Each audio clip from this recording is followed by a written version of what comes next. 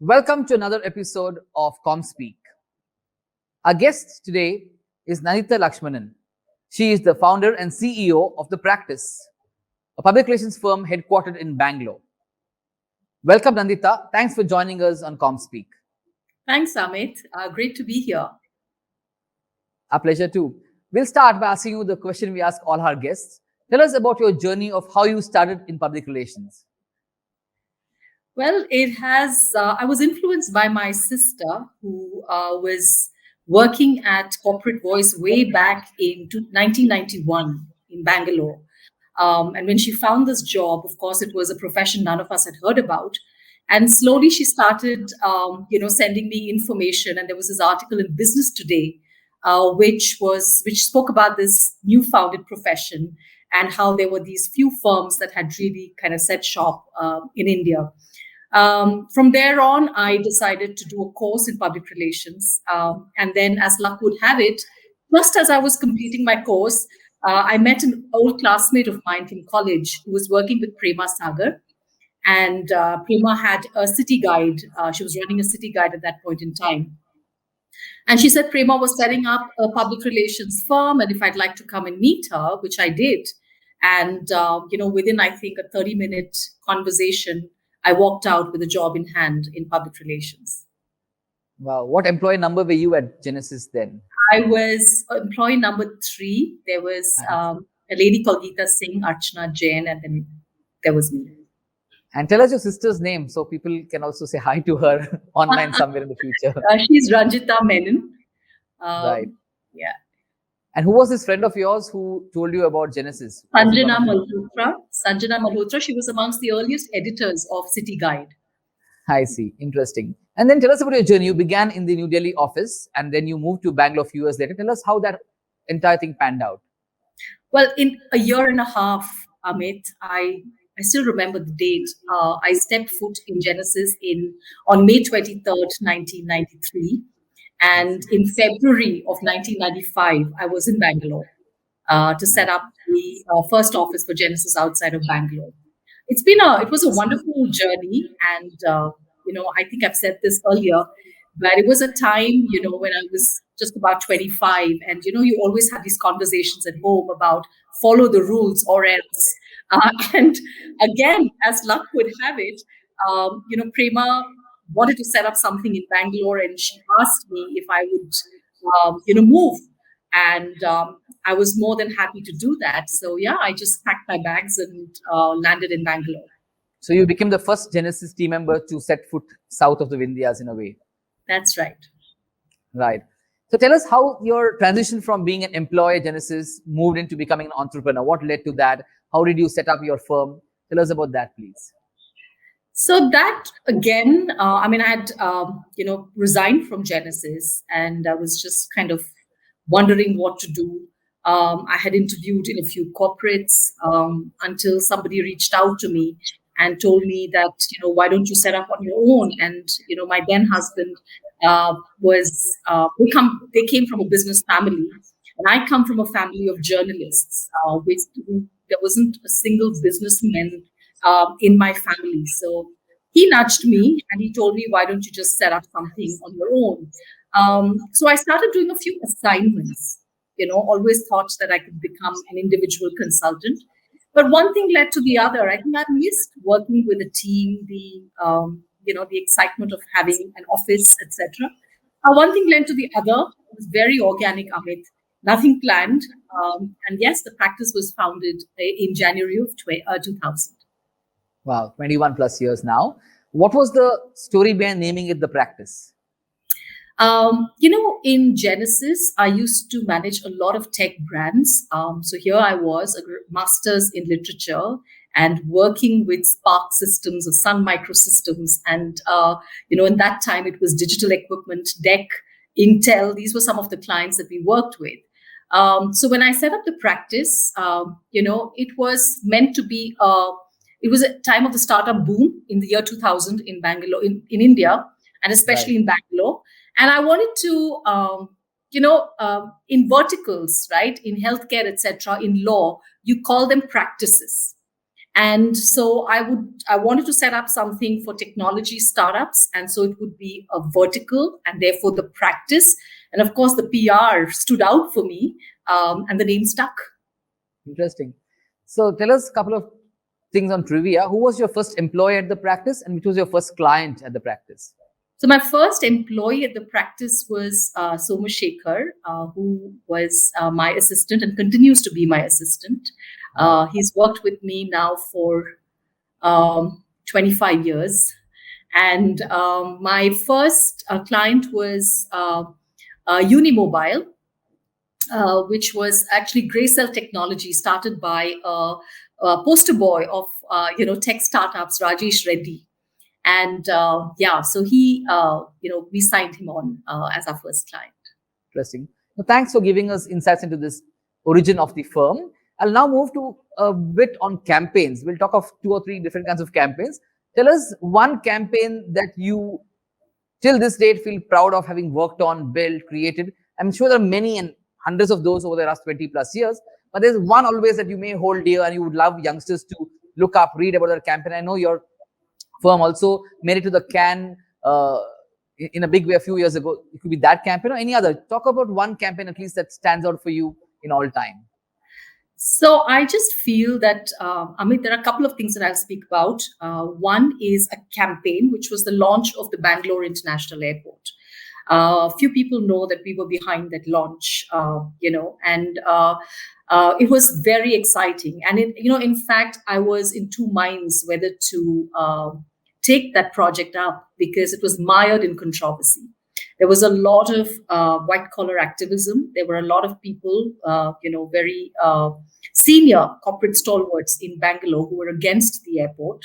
And yet, when I met Albert Brunner, the then CEO, and he sat with me and he spent almost 2.5, 3 hours along with, Anjana, she was the Yes. Copcom head Anjana there. Kher Mare. Yeah. Correct, that's right. And they sat with me for about 3 hours and took me through every aspect of the airport. And I wanted to work with it because it was this amazing piece of infrastructure, that the city deserves.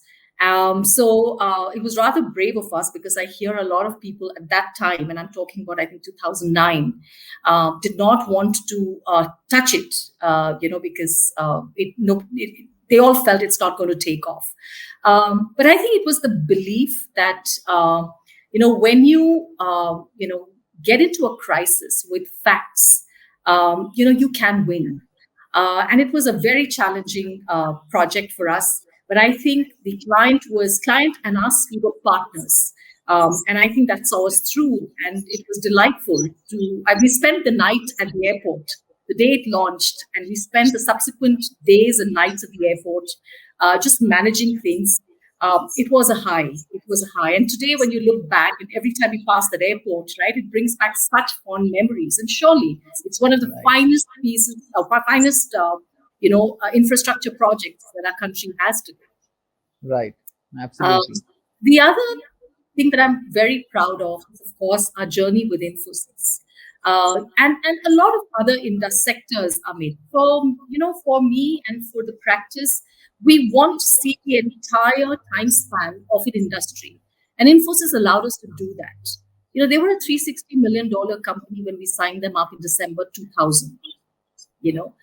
We saw them through their $1 billion day. We saw them through some of their very early crises, of the sexual harassment and, subsequently, some of the other crises that we saw. And we saw them through a lot. And we worked with them for 15 years. And we continued working with their foundation, Infosys Science Foundation, till 2018. So it's not just a long-standing relationship.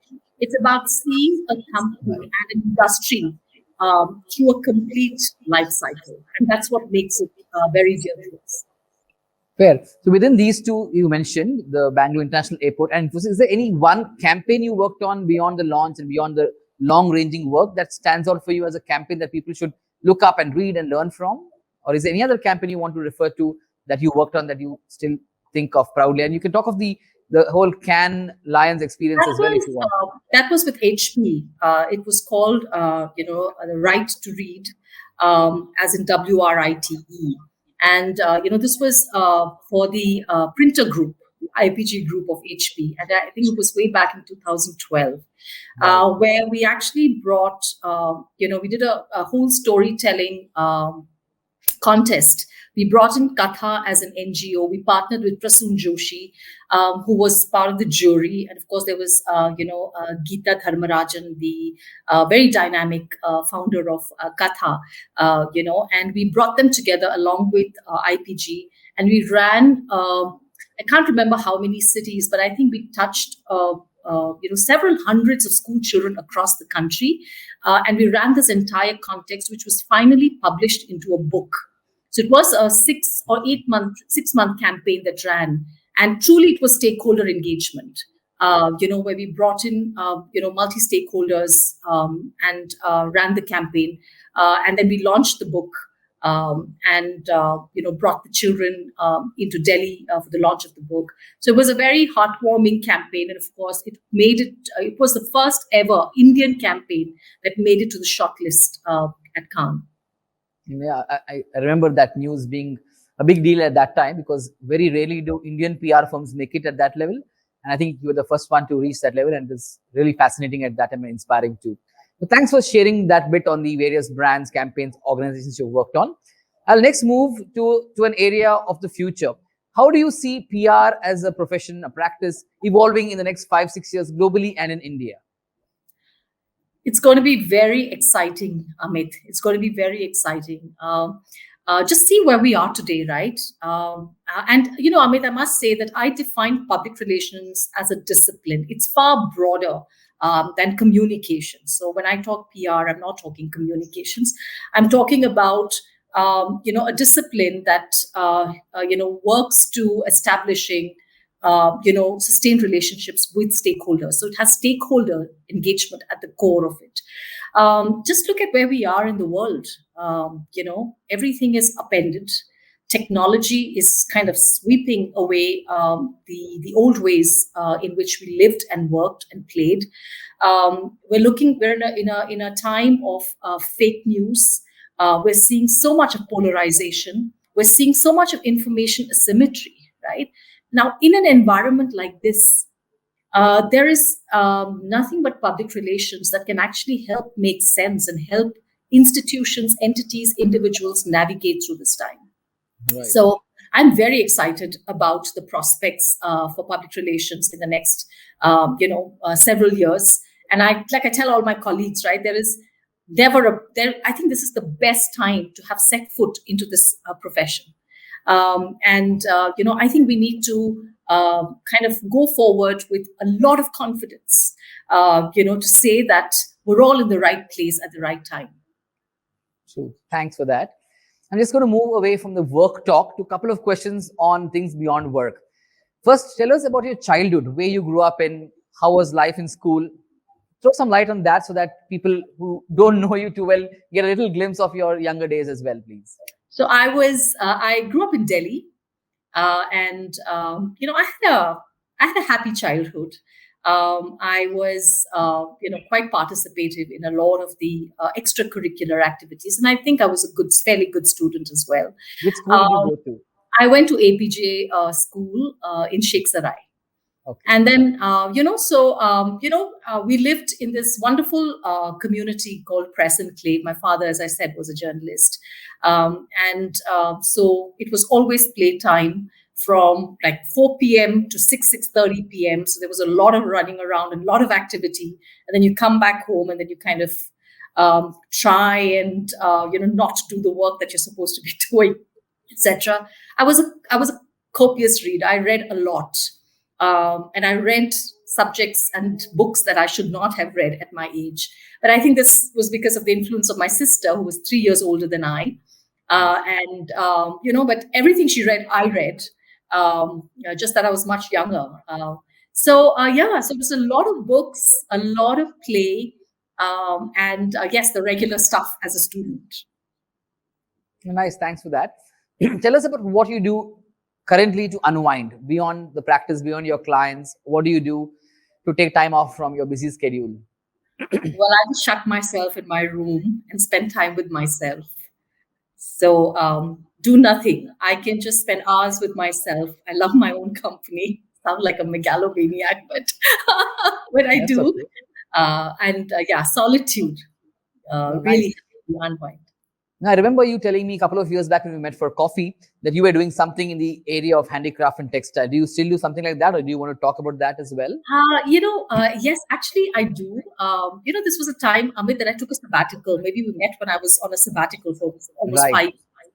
5. And I love Indian handloom and textile, and I used to do a lot of road trips across India, to visit all these places where these amazing things were crafted. Um, so interestingly, now I am, working with an NGO which is kind of reviving a lost textile, a lost weave tradition in one of the poorest of the poor districts in Orissa, called Atinati. And the project has gone beyond just reviving the weave.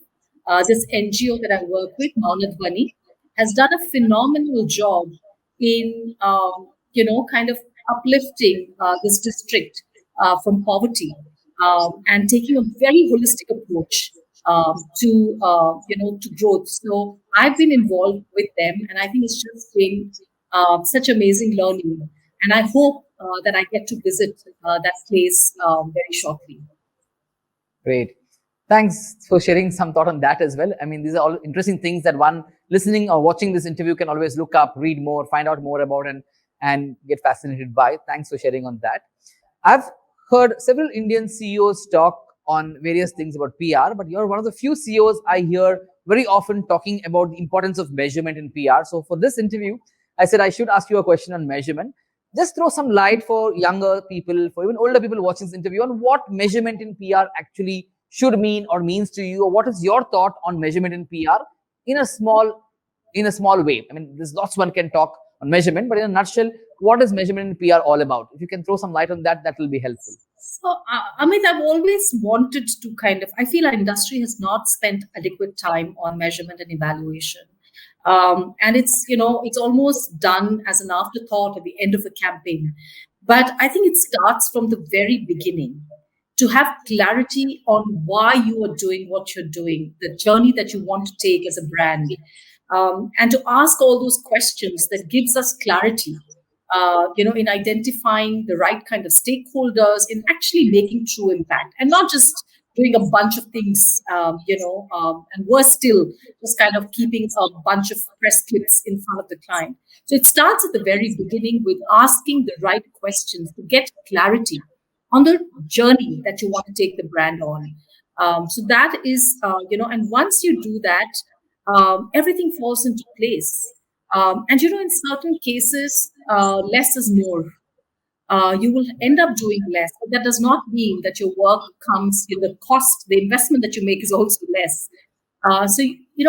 It's really about, like I said, taking public relations beyond media relations, because once you have that clarity as to why you are doing it, you realize that sometimes media is really the last mile and sometimes not even necessary. So that is measurement. And today, Amit, it's a very interesting and fascinating confluence of data, technology, and communication experts coming together, because with analytics and technology, you can actually develop matrices that really tell you how you're kind of moving forward. So I think that is really where I come from. And I was lucky in my very early years, right? I'm talking about the mid 90s and late 90s.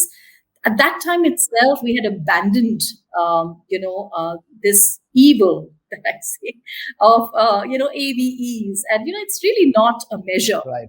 So I do say that it's about measurement and evaluation, and it is actually a way to input back into the planning process. So that is the way I see it, and it's not about grading your performance, so to speak, but it's about seeing how you've done, what you need to do more of, what you need to do to improve the work that you're doing, and to then kind of move back into the whole planning process. So thanks. That's helpful to know. We are coming to the end of this interview. The last question before we move to the rapid fire. The question is aimed at your advice for younger professionals getting into the public relations world. What is your advice to them? What should they do, not do, to become successful PR professionals? So, any message from you would be You know, helpful. the first 5 years, I would tell everyone to just be like a sponge, to absorb everything that you're seeing around, everything that you're learning. Observe your clients and the client's business, and then kind of, just learn. The first 5 years is all about learning. I mean, do want to make a point over here. I feel at this stage, it is very important to keep reinforcing the importance of ethics and integrity.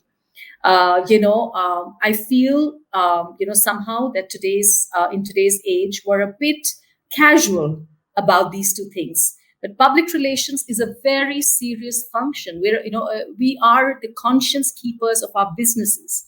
And if we don't practice ethics and integrity of the highest order, we're not going to be doing justice to our discipline. So I feel these are the things that I'd like to leave behind with some of our younger colleagues. Well, thank you so much. I think I enjoyed listening to you, talking to you, and I'm sure viewers watching this at any point of time will learn and take back some things. If there's anything else you want to add now or later, let us know that I missed asking you and you feel it's important for an interview like this. And I'm sure there'll be many more occasions as well to talk, but feel free if you want to add something that I missed asking you before the rapid fire starts. No, you're in the driver's seat, Amit. Okay. Thanks. I'm going to move to rapid fire. Most rapid fire questions that we have are common to all our guests. But in your case, I'm going to skip two, and I'll tell you which two I'm going to skip. The question I ask everybody is who is your favorite boss and the best company you worked for? But I'm I'm going to assume that you only had one boss and one company before the practice. So we know the answer to that, and you mentioned the I name. want to say the practice is the best company I've worked for. No, the question we ask founders is if you worked in another company before you started your own company, which was the best one? That way. Okay. So See. no So no that's- questioning, no doubt that your current company is the best one you work for. That goes without saying. Absolutely. Yeah. So All I'm right. going to dive straight into the rapid fire. It's about 8 questions in about 80 to 90 seconds together, so 10 seconds each. We'll start off. Tell us your favorite brand. I don't have a favorite brand, but if there is one, it is my neighborhood store, All Seasons, because I get everything I want, and they know me so well. That's fine. So what is it called? What's the store called? All Seasons. Okay, all seasons. Okay, I thought he's open all seasons, is what you said. Tell us your one all-time favorite book. It's a book called Tuesdays with Maury by Mitch Albom, and I keep it by my bedside, and it's my go-to book Okay. anytime. Yeah. Who is your professional role model, if there's one? Amit, I prefer to kind of take different characteristics from different people because at the end of the day, it has to come natural to me. So yeah, few things from everybody across that I've interacted very closely with. You want to name a few? You can. If you want So to of keep it course, plain. there is Prema, there is Archana Jain, there is Mr. Murthy, Narayan Murthy. There's Helen Ostrowski. She was the CEO of Porto Novelli in 2004 to 2008. And there is a lady called Joan Amble. She used to be the corporate controller for American Express, and I mentored with her in 2010. So yeah, so these are some of the people that I worked very closely with, and I kind of take certain things from them. Thanks. No, helps. Name one Indian communicator that you admire, other than your sister. Manish Sabharwal. Okay, you want to tell us why? Because he's not the typical name we hear from people, but tell us why Manish He Sabharwal is the is communicator. he is just so well read, so knowledgeable, and his ability to tell stories with facts, is simply outstanding. I would say it's unparalleled. And we worked with him at a time when he was, we worked on his company, India Life Hewitt, and our whole mandate was to speak about not the brand, but to speak about the need for pension reform in the country. So Manish always goes a step beyond and looks at the the wide canvas, and makes his point so lucidly. He's outstanding. Thanks for throwing light on that as well. Tell us one communications campaign that you really admire that you did not work on. You feel that, wow, I wish I had worked on this campaign, that stands out for you and as a campaign that you aspire to work on someday. There's one like So, that. I mean, it's not a communication campaign, but I've Okay, fine. been very intrigued by Niti Aayog's Champions of Change, Okay. the whole idea where they're looking to bring the poorest of the poor district out of poverty within a specific timeline. So, I think by 2023. I really wish I could have been an apprentice or can be an apprentice for projects like this, because now I want to roll Right. up my sleeves and go down to the grassroots. All right. Thanks. What is your favorite holiday destination? One place you'd love to go to again and again. Home. Okay.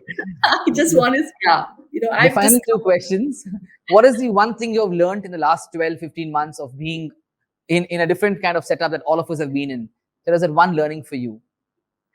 so this setting is something that I'm very comfortable with, but having said that, Amit, I think it is to work on things which are in my control, and to just kind of keep away, and not worry about things that are not in my hand. And I did this for my family, for myself, and for the practice. And I think we've just come out much stronger for that. Great. The last question, describe Nandita Lakshmanan in 3 words. Work in progress. Okay, that's exactly 3 words. Thank you so much. It was pleasure talking to you, Nandita, and as always, it is joyful to hear your insights and responses to questions. Hope to meet in person soon, somewhere, sometime. Thank you once again for making this time, and I hope our viewers, listeners, wherever you are, enjoy listening to this episode of ComSpeak. Tune in next week again to see another new guest on this show. Thank you. Have a great day wherever you are.